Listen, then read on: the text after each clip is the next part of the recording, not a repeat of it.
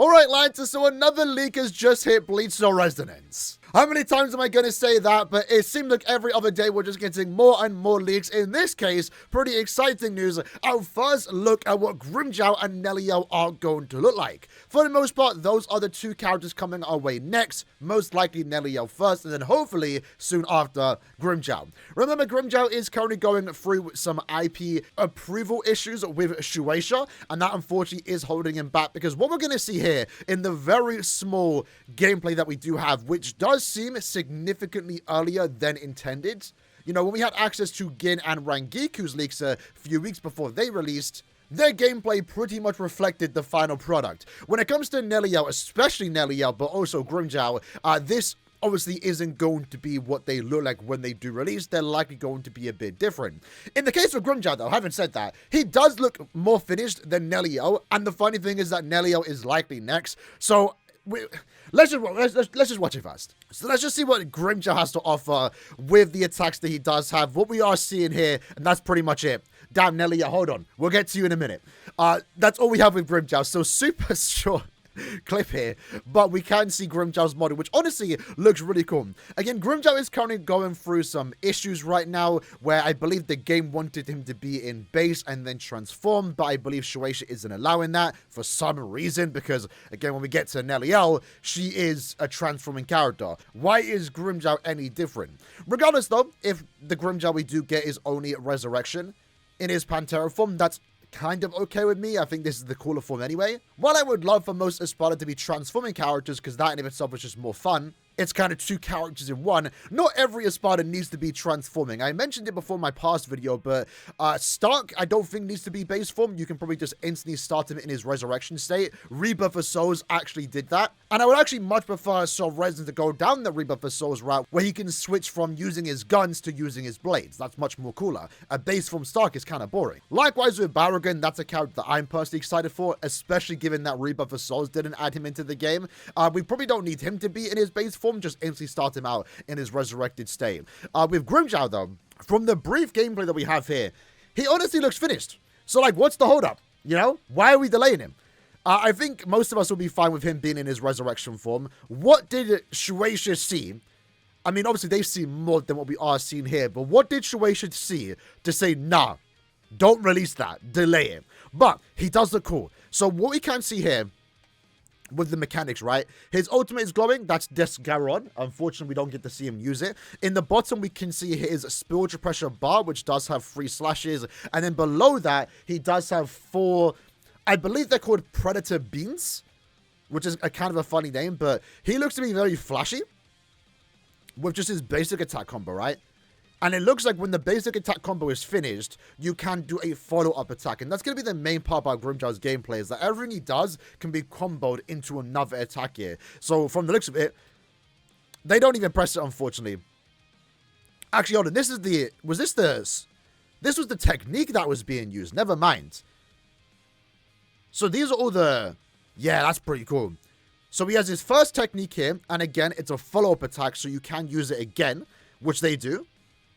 And then, after the 2 techniques are done, you can then follow that up with another special attack or basic attack, which is really cool. Something that we kind of see with Kenpachi. So Kenpachi's kind of like a teaser of what to expect with Grimmjow with the follow-up attacks. But the follow-up attacks with Grimmjow is going to be his whole personality, his whole kit. That's all it is based around. I'm pretty sure to do the follow-up attacks, you are going to need the Predator Beans, which for the most part doesn't seem like the character has. But again, this is like the testing mode, so unfortunately we don't get to see the full gameplay here. But kind of funny, he is being used with 2 slash characters. I highly doubt.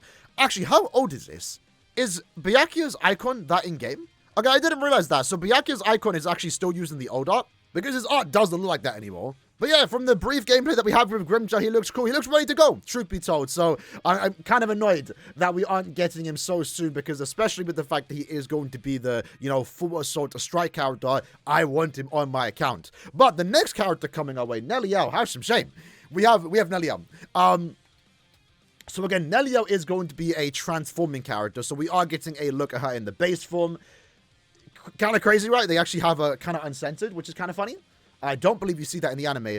Really cool design. I think Nelliel Compared to Grimmjow, although I feel like Grimmjow could have been in base form, Nelliel does make more sense being in base that can transform. And with that in mind, I'm kind of curious to see what the transformation is going to like if we just quickly skip through how it is going to work, because it wouldn't make sense for her to downgrade. Again, with Kenpachi, it's also awkward where he takes off the eye patch and then magically puts the eye patch back on. With Nelliel, surely when she does transform for the first time, she stays in this form, right? It'd be very weird going back and forth. But what we can see here is Nelliel's one of her skills. This might be her battlefield skill because, again, she is going to be a tactic unit where she does do a Ssr. You can see here the animations aren't really finished as the facial animation isn't really moving. But a simple Ssr forward, I think, again, this is going to be the battlefield skill. And again, I like Nelliel's design here, going with the 1000-year Blood War color scheme, especially with her with the green hair. And we're going to see that in the resurrection form. Now, with that, I find this one really cool. This might be the same attack. So, again, she has a Ssr here, right? And then she has another Ssr. But this might be an upgraded version of the battlefield skill, where Donda Chaka and Pesce. I forgot the name. I need to search it real quick. Hold on. So, what we have here is Donda Chaka and Pesce doing the Ssr Syncreto. Critico. I think I just butchered that, my bad. But this is cool. So with the way Bleach So Resonant is releasing characters, I just don't think we have time to get some of these characters here. Unless they ever are released as SRs in the future. I don't think they are.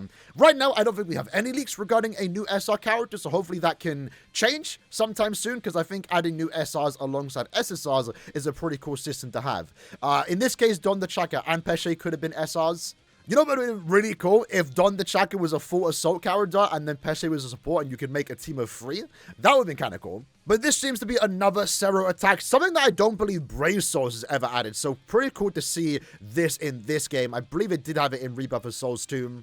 And you know what? It's one of those ones where if these characters aren't going to be playable in their own right, it's a good idea to include them into the gameplay. I'm not really sure what other examples of that we could see with other characters, because Soul Resonance in this case isn't doing anything unique, right? Again, Rebirth of Souls also included Don the Chaka and Pesce into the gameplay, so that kind of seems to be the standard. But yeah, I can't right now think of any other character that could be included into another character's kit instead of just outright being playable. But regardless though, cool to see them in the kit, and the slash itself, or the Ssr itself, does look a lot cooler. The being yellow and pink looks really cool compared to Nelliel's, you know, pink Ssr. So hopefully that's going to be like the most powerful set. Obviously it's not finished here, so you can see Nelliel's kind of inside them, and then Don the Chaka's Malice is just on the sides.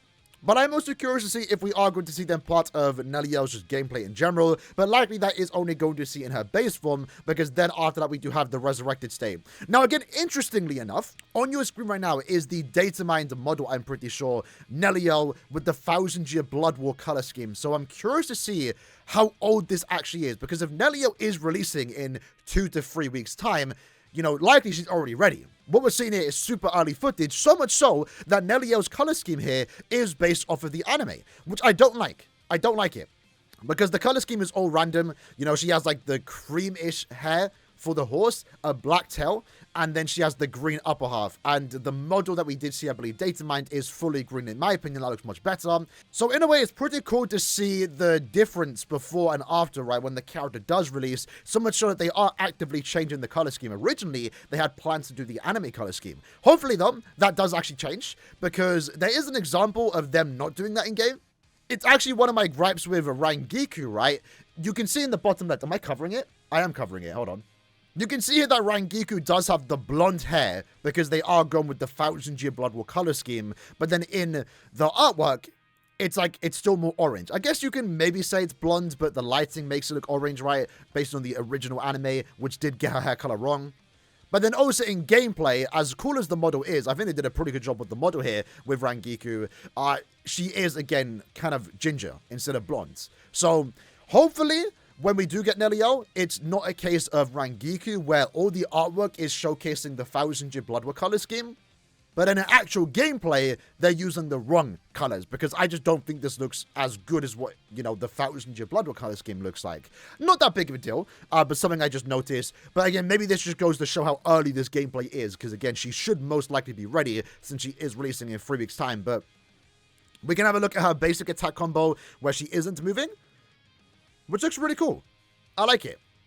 I like it. So again, her whole thing is going to be throwing the lance, right? I don't believe she does much attacks in this resurrected state, but few slashes forward. I believe this is going to be a charge effect, so that'll be kind of cool to see her knock back the enemies. And then maybe she does knock them back super far, so much so that she does throw the lance at the enemies. And that's also going to be her ultimate too. So, yeah, super early footage of Grimmjow and also Nelliel.